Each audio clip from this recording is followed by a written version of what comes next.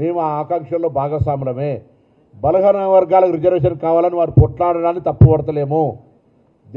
వాళ్ళ రైట్, అది వాళ్ళ ఆర్గనైజేషన్ ఆర్జిన్. అది కానీ ఎవరు పొరపాటు చేస్తున్నారు, ఎవరు దీనికి అడ్డం పడుతున్నారు, ఎక్కడ సమస్యకు మూల పరిష్కారం ఉంది, తెలంగాణ ప్రభుత్వం తరఫున ఏమైనా లోపం జరిగితే చెప్పండి.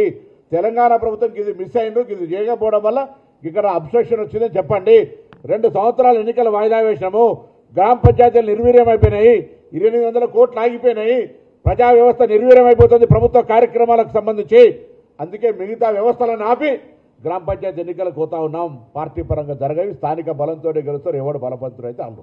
కాబట్టి ఇటువంటిప్పుడు కూడా కొంత అర్థం చేసుకోవాల్సినటువంటి బాధ్యత బలహీన వర్గాల ఉంది, నాయకత్వాల మీద.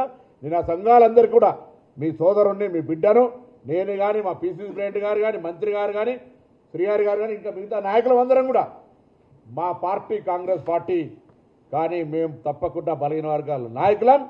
మా నాయకత్వానికి సంబంధించినటువంటి హక్కు విషయంలో పార్టీల అంతర్గతంగా గట్టిగా మా గొంతు వినిపిస్తాం. ఎవరు ఆందోళన పడే అవసరం లేదు అనే మాట దయచేసి ఆ సహచరులందరూ కూడా విజ్ఞప్తి చేస్తున్నాం.